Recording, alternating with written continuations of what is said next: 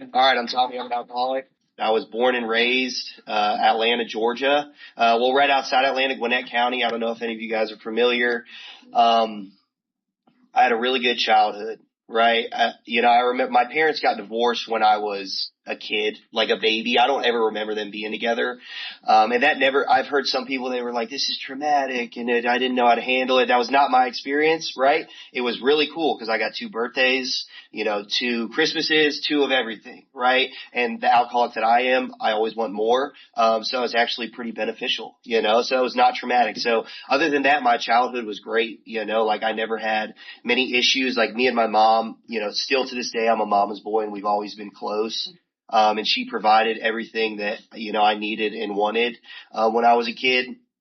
And, so I don't have any excuse to why I turned out the way that I did. I've met a lot of people that thought like, well, if it was like this, if this didn't happen or that, I can't say that. Right. I remember from a young age, I'm a firm believer that I was born with this, right? Like some people, it's like what came first, the chicken or the egg? We still don't really know. Like, did I develop it? Was I born with it? My experience, I feel like I was, because I can see a lot of, glaring times in my childhood where my alcoholism showed up, but I knew nothing about drugs and alcohol, right? And I remember, a lot of people's experience is the same. It was like I grew up, and it's cliche. It's like I didn't feel like I fit in, but yet there was nothing that told me I didn't fit in, right? Like I played sports. I was pretty charismatic. I had friends. The best way it was described to me was I felt like any friend group that I was in, if somebody was to leave, it was going to be me, right? Like it was just like this constant anxiety of like what people were saying behind my back or whatever it was, right? But there was no evidence to back that. It was just the way that I felt. And, I remember from a young age, my mom put me in a private school, right? I grew up Catholic, not a Catholic anymore. Grew up Catholic, put me in a Catholic school. And I remember this first feeling that I had, I would get the class to laugh, right? Like I would act out, I'd get the class to laugh. And I remember thinking like that made me feel good, right? Like that was my drink. That was my drug. There was a sense of euphoria and dopamine or whatever it was, that made me feel good about myself when people laughed. And I took that to the nth degree, right? And, I remember in 4th grade, I set the record at my school for the most demerits. And then 5th grade, I beat that record, right? Yeah. And, they asked me very nicely not to come back to that school the next year. And, that was the first of many times where I had let my family down. I even remember thinking then, it was like, I never wanted to hurt my family. There was never any like ill intention on anything that I did. But my actions showed otherwise, right? But I remember like after that we had this meeting with the principal and all the teachers, I remember like, I'm going to change. I don't want to put my parents through this anymore. It is very minimal, but still, I felt bad. And then even I remember I was in like 5th grade. Y'all remember those Not Even Once commercials? Where it was like the meth commercials? Yeah. I remember like for some reason that fascinated me. And I knew nothing about drugs and alcohol. And I remember like watching these it was Google videos before there was YouTube. And I remember watching these commercials and being like, it wasn't like I wanted to be that, but I remember thinking like, man, that's interesting, which most kids aren't doing that at that age. I can tell you that.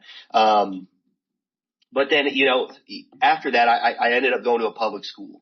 I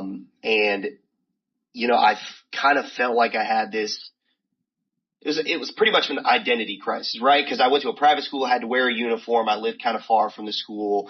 And then now all my friends are in the neighborhood. I can wear whatever clothes I want. Like we can do all this stuff that I wasn't able to do at a private school.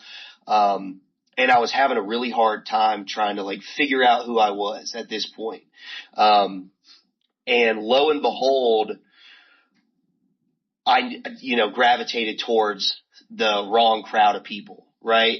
Looking back now, it was more like I was the one that was bringing people in. It wasn't so much me going to them, but, it was very quickly that I started realizing all this stuff I saw in movies, was actually a reality in a lot of situations. This guy, I was at the park one time and he had like some weed, right? And I remember he said he had some and I was like, there's no way. Like, not happening. And he showed it to me. And I remember thinking like, dang, like, is that easy to get that, and they're like drinking beers at the park and stuff. And, I didn't do it then, but it didn't take me long to start experimenting. And I remember the first thing I ever did, I smoked weed, and me and my buddy got some, and we were going to Cocoa Beach, Florida for spring break. I was in 6th grade, and I remember we tried to roll a joint with gum paper wrapper, and it did not work. It worked enough, right? But I remember we like smoked half of it, put it out, went to the beach, and then his dad found it in my bag. And he pulled me aside and told me, and I was sitting there, I was like, I'm going to prison. Like, I'm like, they're going to put me like, and I was freaking out, right? I was freaking out because all I know is like, this is illegal, right? And people get in a lot of trouble for this. And I remember I went home and my mom sat me down and she didn't yell at me. She didn't raise her voice or anything. And the only thing that I took from this conversation, my alcoholic mind, the only thing I took from this conversation, she said, you're too young to be doing this, right? Didn't hear anything else that she said. And in my mind, the way I interpreted that was, well, this is okay at some point, right? So who are you to tell me I'm too young to be doing this, And, it didn't really escalate too much. I mean, I was 12, so like most people don't sell drugs to 12-year-olds, but every chance that I got, I would use something, right? I started drinking, experimenting with other things, and everything was kind of fine through middle school. And then I get to high school. It's my freshman year, and this is like the first time in my story where I really see my ego start to get inflated, right? And if anybody's been around long enough, we know that that's what we're dealing with, right? Is an inflated ego, and we're trying to get out of the way and make more room for God. And I get to high school. My sister's older. Me and my sister are friends, so I'm friends with her friends, and I'm coming to school with upperclassmen, and I know where to get beer, and I know where to get weed or whatever. And I remember I just thought I was like the coolest guy in town, and it was like, rewinding back to when I was coming into middle school and, finding who I was. It was like, this is the point where I felt like I found who I was, right? I had found my identity in that guy that just liked to party, right? And it was pretty innocent. There was nothing bad really happening. I was just like having a good time. I was still doing okay in school. Definitely wasn't flourishing. I'll tell you that much. But was doing okay. I was getting by. And, let me take my watch off because it'll start ringing. And I remember another instance, spring break, my freshman year. At this point, it had progressed, and I was smoking weed every day. I was drinking on a regular basis.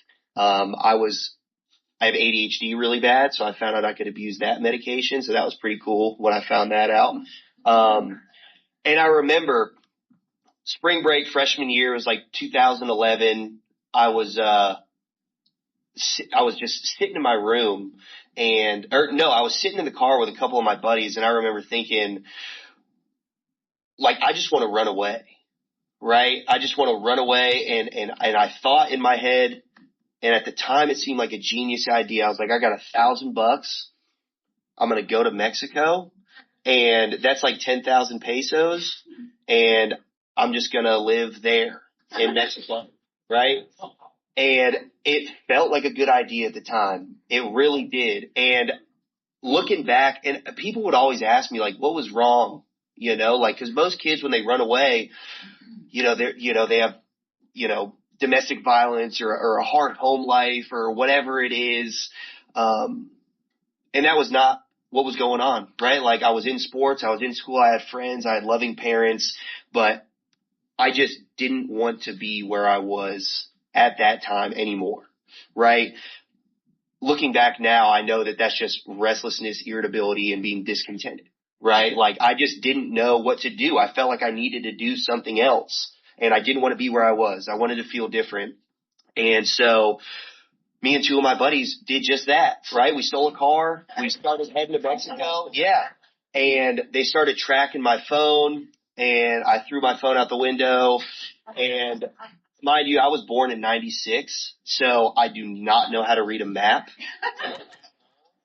So, I mean, I don't even know where we went. We were just driving around, getting lost.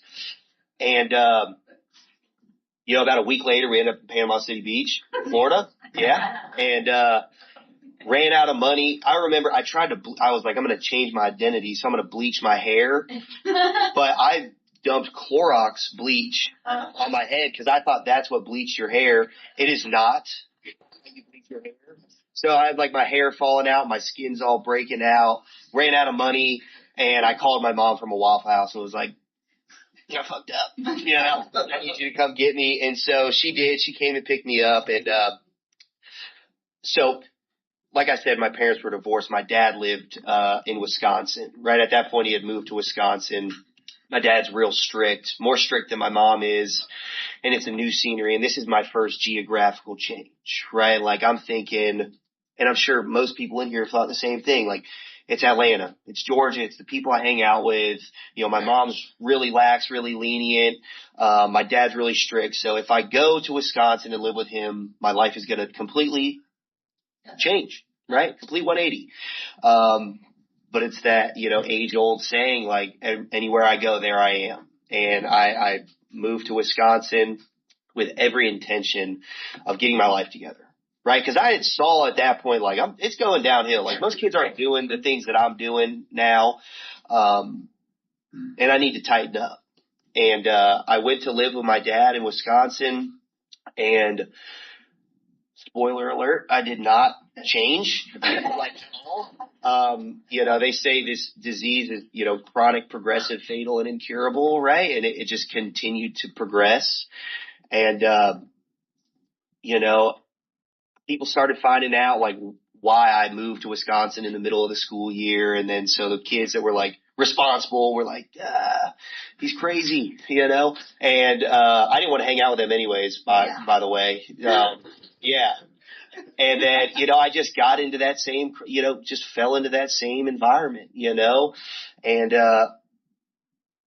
I started getting in legal trouble, like stealing stuff. Obviously wasn't making money, so I was like, how do I make money? It's just steal people's stuff, figured that out at a young age, started getting arrested. So I got arrested when I was like 16, and I remember they were telling me that, because I was just drinking and smoking weed at that point. And I remember they told me, we're going to start drug testing you. And so I started looking some stuff up online, like what can I do? Because they only drug tested me about once a month. And started figuring out about the only thing you can't do is smoke weed, because it'll stay in your system forever.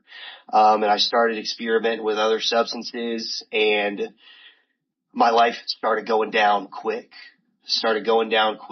And I end up getting arrested again, and it's my first time facing some serious charges. I'd taken a car and broke into a house, and I was out of my mind, right? And they pretty much told me, we're going to put you away for a little bit. So I ended up going to a juvenile detention center for a while, and the only thing that I got from that is meeting more people that did exactly what I like to do, right? There was no, I didn't learn from my mistake. I just adapted, I guess you could say. And, nothing changed. And I got out of there, and, this is just my experience. I went in there because I was smoking crack was my problem at that time. And, I got in there and thought that was my issue. That was my problem. Like, I just need to not do that, right? Because it makes me kind of crazy, and I steal stuff, And so I met a girl, and she liked doing opiates, and I had never really dealt with that before. I had never gone down that road. And, The first opportunity I got, I did it with her, and the next 10 years of my life was just an absolute nightmare. Like Bill talks about in the book, where he meets his master, right? Like he talks about alcohol was his master, and alcohol is a huge part of my story, but, I could say definitely what brought me to my knees. And, I'm not going to get into too much detail of the next 10 years, but it just, it progressively got worse and worse. My parents, were putting me in all these different treatment centers. They started out, they were really nice facilities. And, every time I'd go back, they got worse and worse and worse. And, and then, obviously like the criminal side of me like did not stop. And then these charges just kept getting worse and worse and worse. And I'll fast forward, like I said, roughly 10 years, and I was sitting at this rehab. Mind you, I had been to treatment 1,000 times before that. And I remember this was one of the, I remember thinking like when I got there, like I'm doing really good, right? Like this is going to be the time. And I was following most of the rules. But this is the thing, and I'll never forget the manager at this treatment facility said, if you don't have integrity, if you're not doing the right thing when somebody else isn't looking, you don't stand a chance at this deal, right? And I would do the right thing, but only when people were looking, right? If no one was looking and I knew that I could get away with it, I was, fudging the rules. And I wasn't like, drinking or getting high or anything like that, but it was like these little things. Right. And, it was just the same mindset, right? I hadn't changed my perspective on anything. And I hadn't really dove into the work like they tell you to do. And I remember I'd been there 90 days and I was going on my first home pass, and all these people, they were telling me like, man, you need to go to meetings, get a sponsor, like don't mess up. Like, are you sure you're good to go? And I remember thinking like, I was offended. I was like, what do you mean am I good? Like I got 90 days sober, like of course I'm good. And, I went home and I didn't plan to make any amends, right? I did not go to a meeting. The point of these home passes was like, you need to start making your amends. You need to find a home group for when you leave, spend time with your family, and do what you're supposed to do, right? I did not do that, right? I thought this was a good time to hang out with some girls, hang out with my buddies. I was like, I got 90 days. I'm good. And it was from Thursday to Sunday. I remember Thursday night, I was good. I was fine just hanging out with friends. Friday night, I got that itch, right? I didn't call anybody. I didn't pray. I had no relationship with God. I wasn't doing the things that I was supposed to be doing. I drank a beer, and very similar to last night's story, the next day I caught 2 felony drug charges and a shoplifting. And this time, there was no bond. I was on probation. I was, on bond in another county. I couldn't call my mom, say, come pick me up, take me back to rehab. Right. And I sat in jail for close to a year, and they gave me the opportunity to plea in a drug court. Right. And this was my time. This is my time. Drug court, they don't play. If anybody in here has been in drug court, you're not getting past them, right? And I knew that going into it. Like I had heard stories, like it's very rigid, like drug tests, breathalyzers on a daily basis. They like come knock on your door at 3 a.m. to see if you're home, like stuff like that. It's crazy. And I remember thinking I remember I pled in drug court, and I was thinking like, I'm going to be the first one to get no sanction my whole way through drug court, right? And I believe that. And I made it 8 days. I made it 8 days, and I had relapsed at this sober living, and it was a bad one. I ended up in the hospital, and, they put me in this 28-day program, and they let me come back, and they sat me down. I remember they sat me down. It was my probation officer, my case manager, and everybody in there, and they were like, listen, if you keep drinking, right, and you keep using, like, we are going to send you to prison. right? There's no gray area in this. Like, we can't make this more clear to you. Like, that is how this works. And I believed him. I believed him with every, fiber of my being. And, this is how I know that there is no human will can keep me from putting something in my body. Nothing. No amount of consequences, fear, or any of that will keep me from using if I don't have a sufficient force in my life to stop me from doing that.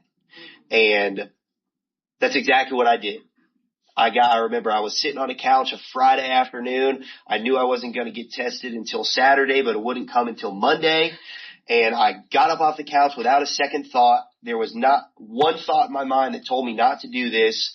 I went and did what I did. And on Monday morning, they locked me up and sent me to prison, right? They were not playing. And I knew that they were going to. But I remember thinking something in my mind. I can convince myself of anything. I can convince myself of anything. Maybe they won't do it. And then I was thinking they probably will. And then I'm thinking it won't be that bad in there, right? Just convincing myself it's delusional. And that's what happened. I ended up doing about 14 months on that. And I remember sitting in there and I had my big book. I'm very moderately well versed in the book. I had tried the steps a few times. I'd gotten through them once or twice, half-assed, but I knew the book. And I remember, I'd read 86 through 88 in there, and I'd get on my knees and I'd pray. And I would even be talking to guys in there, 12-stepping these guys in there, being you need to find God and work the steps. And, but it was every time something would come through, someone would come in there and, mind you, I didn't stay sober in there. Just shocker. Sometimes I'd be no, I'm good. I'm fine. And other times I just still had no mental defense against it. And it was just this back and forth the entire time I was in there. But I remember, I got out, or I was getting out, and it was the night before. I was just thinking man, this, it's been a while. I'm ready to be home. I'm ready to change my life. But I just did all this time, and that morning I remember thinking I'm going to stop at the gas station and I'm going to get a beer when I leave here because I deserve that, right? I had just done all this, all because of my drinking and using. I was the sole proprietor of why this happened. But yeah, I deserve to drink a beer right now. And that is exactly what I did. I got out before I changed my clothes, before I got anything to eat, before I called my mom. I stopped at a gas station and I got 2 40s and stopped about 2 more times before I got home. Made it into Atlanta and I was hammered and I didn't draw a sober breath for 15 days before I was back in jail again. I remember sitting in there. And mind you, I was out of my mind. They had put me in a medical unit. I had no idea where I was, what was going on. It was horrible, right? I had picked up exactly where I'd left off tenfold. And it scared me, and I remember my probation officer came to see me and I was all right, where's my waiver? When am I going home? It's a technical violation. What's the deal here? And he was Mr. Stanhope, you are not going home. He said, you are not going home. And he said, we've given you so many chances. We've given you chance after chance, and you just continue to spit in our face, right? And he said, I'm recommending that we pull the rest of your probation. We'll see you in court. And I remember making that phone call to my mom. And I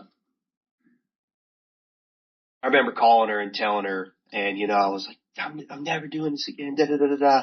And she did not yell. She didn't chastise me. She didn't discipline me.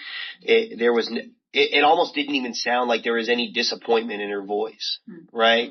The only thing she said was, all right, yep, just let me know if you want some money on your books and when court is, and I'll go to court, right?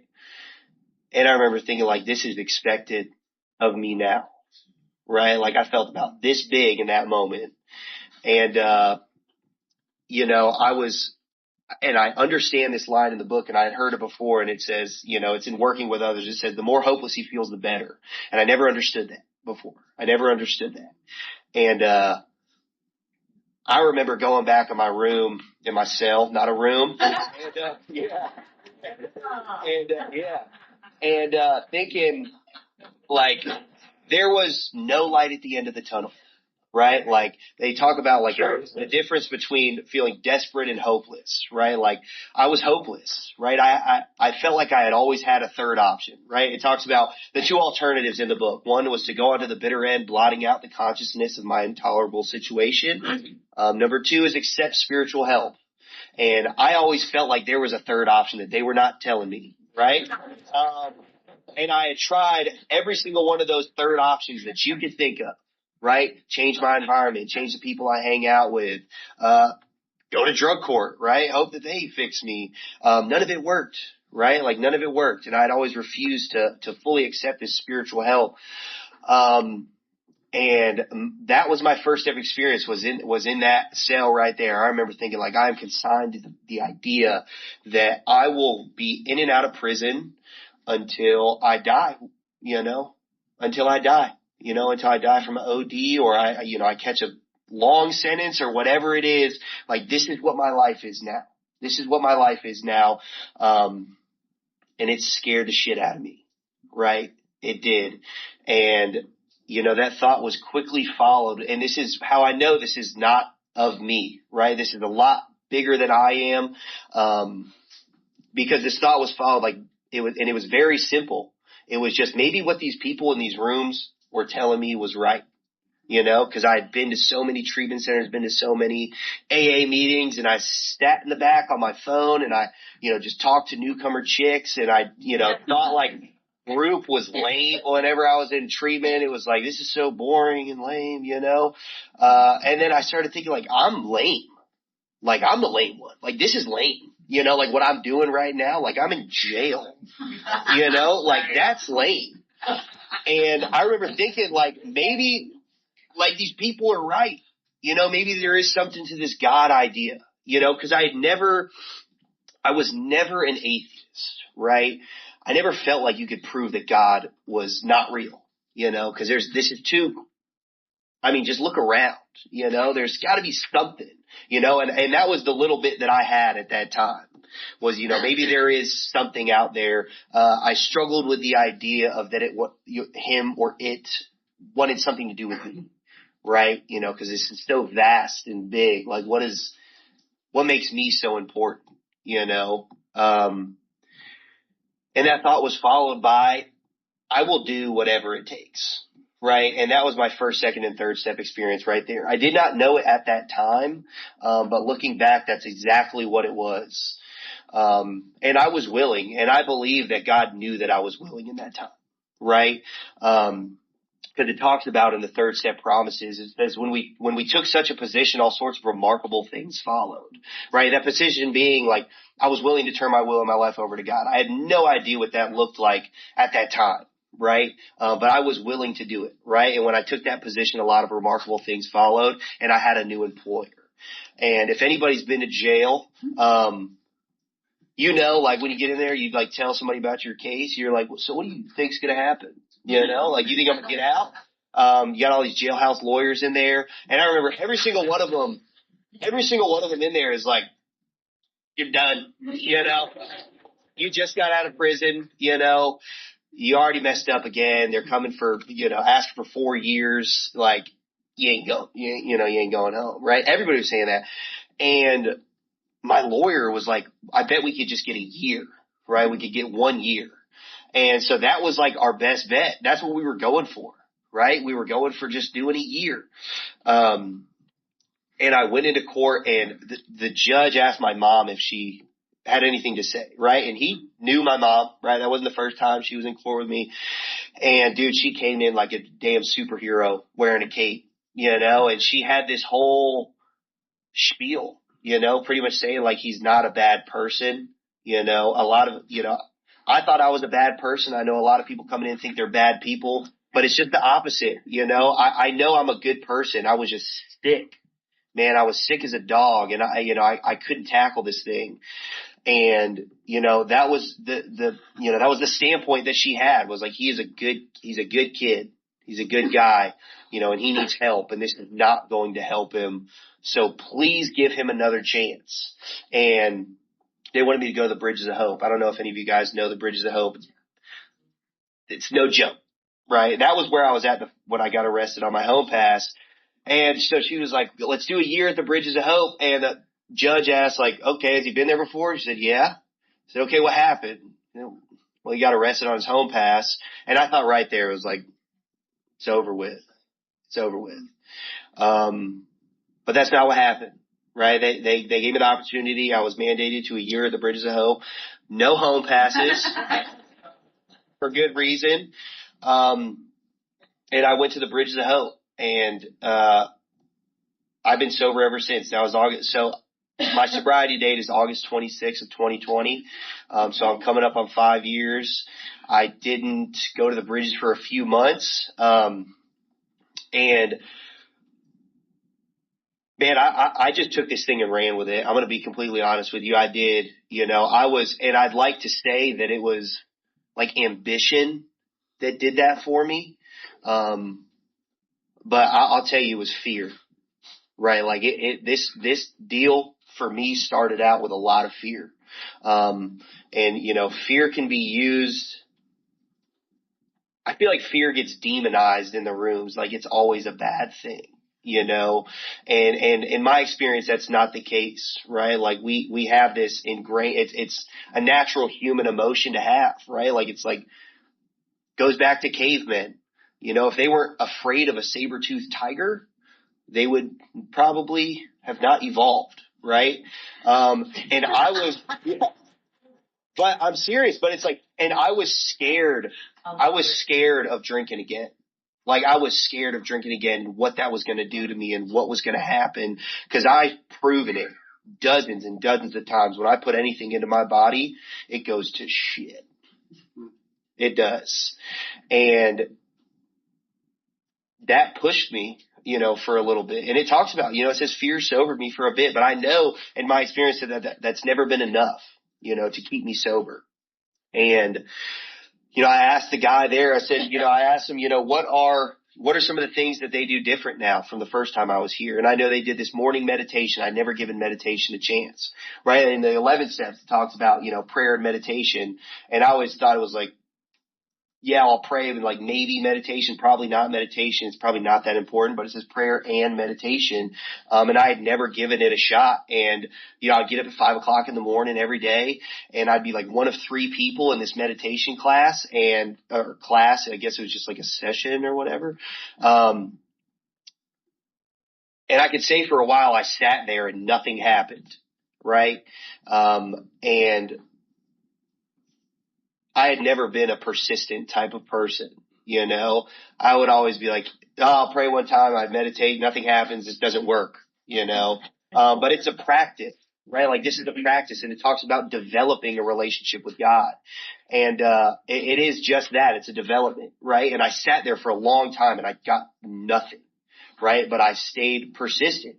And then I remember one day, it was a 15-minute meditation, and most of the time I could not sit through the whole thing, and I'm jumping out of my skin. I'm antsy, like I need to smoke a cigarette. And I remember this one day, I went through the entire 15 minutes, and I didn't think about the time. I didn't think about anything. I was just present in that moment. And I'm an effects-produced kind of guy. You know what I mean? Like I like drinking and doing drugs and the way that it makes me feel. And if meditation was that for me at that time. And it was an extremely profound experience, right? Like I started actually having an experience with God, right? Like, cause like I said, I had believed, didn't feel like, it pertained to me personally. But I started noticing that, he or it wants something to do with me just as much as anybody else in this room. And, it was amazing. It was amazing. And I did not have a white light experience, in my spiritual experience. I remember it was just like one day I looked back and I was on the property and I would see cigarette butts on the ground and I'd pick them up and I'd throw them in the ashtray. Right. And there were rules that they wanted me to follow that I thought were the dumbest thing in the world, but I followed them anyways. right? And I could look back and see like I'm changing as a person. I don't know the exact definition. I know one of the best definitions of the book is just of a spiritual experience is just pretty much like these ideas that have driven me for so long are suddenly cast to one side, and put in place are a new totally set of ideas. And I started recognizing that, right? Like I wasn't like stealing stuff. I wasn't lying to people, even if it was uncomfortable. I was sharing what was on my mind and getting vulnerable with other men there because I knew that that's what I was supposed to do. Again, picking up cigarette butts, following rules when nobody was looking. I started getting the opportunity to sponsor guys. And it was great, and it was great. And I ended up graduating there. And that was one of the best experiences that I had. My family, most families root for their kids to graduate college, but mine was graduating from rehab. Yeah. And, dude, my whole family was there and they were proud, and it was like super pet. I was crying like a baby up there. I love you guys. And it was, but it was cool. It was cool. And, I remember thinking when I got out of there, cause you can't have a phone, you can't work. You write letters, you're on a property. I couldn't leave. But I was on this spiritual mountaintop, cause I had spent all my time with God and fellowshipping. And I remember thinking when I got out, like, how can I get more spiritual than this right now, And, I could say life slapped me in the mouth pretty quick, There's a lot of outside distractions, outside of treatment. And I'd like to say that I stayed on that path. But I did not, right? Like I started, staying up late and it's like, I don't need to do my nightly review. I'll do it tomorrow. And then getting up with plenty of time to meditate in the morning. You know what? I don't need to do that. I'm going to hit snooze one more time. I should go to a meeting tonight. It's like, no, I want to hang out with this girl. I don't really want to do that tonight. And, I was the only one that suffered the consequences of those actions, right? And I got in some pretty low points in sobriety. Obviously it looked a lot different than it did when I was drinking and drugging, like I wasn't going to jail. So thankfully I've never been to jail in sobriety, right? Yeah. And, it's like this internal condition, I could feel like this spring tightening and tightening and tightening. And I know from my experience, if it gets tight enough, like I'm either going to seek spiritual help or I'm going to use again. I'm going to drink again. And luckily, like I had had enough of an experience in this program that I was always able to reel it back in, and through all of that, I just continued to gain more and more evidence of how this program works in my life for everything, cause I came in and I'm like, well, I just need to stop drinking and doing drugs. Like it's the only thing I need to change, right? And then they hit you with the old bait and switch. And it's like, nope, you got to change everything. And so I had to do exactly just that, right? And it was like all these things like in my life, that I was faced with, I was able to apply, every spiritual principle in this program to it. Right. And I didn't, I don't do it 100% of the time, but I do it, as often as I can. And when I remember, and I can tell you, my life today is great.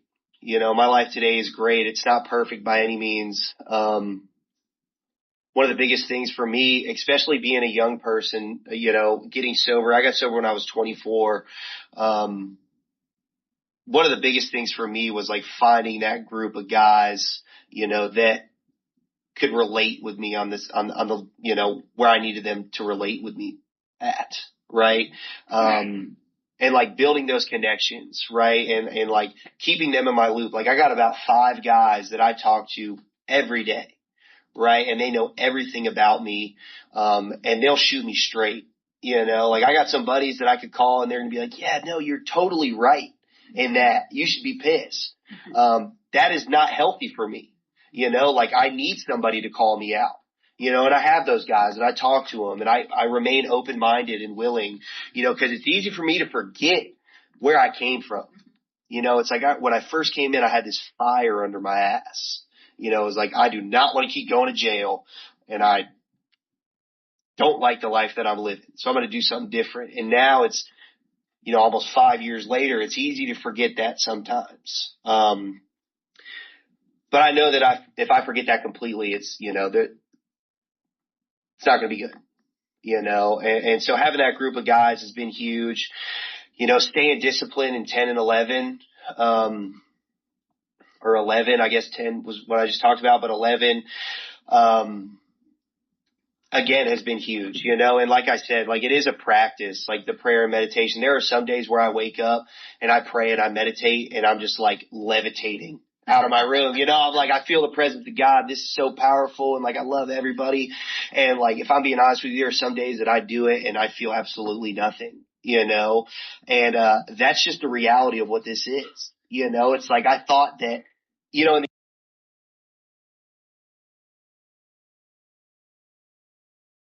the beginning, I thought like, sometimes I can do everything right.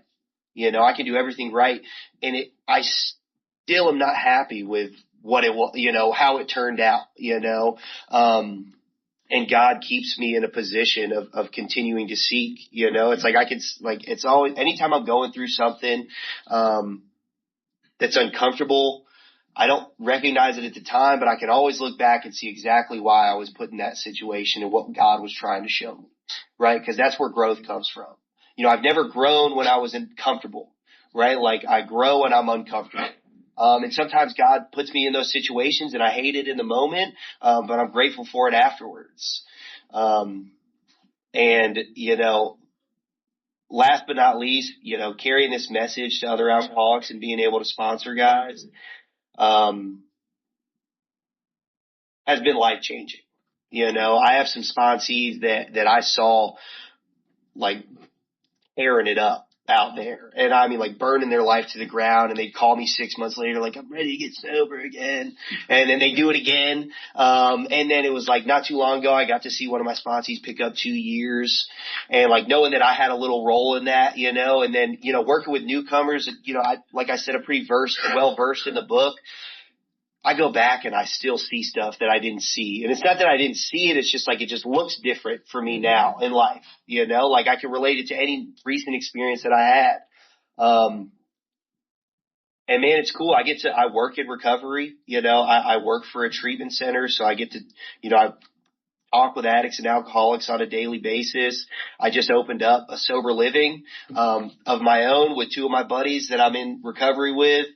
So getting to help guys getting out of treatment and transition. Cause for me, that was like, where the real magic happened was when I was like free, and then working a program in real life. Getting to do that. I have a wonderful relationship with my girlfriend. I just bought my first house.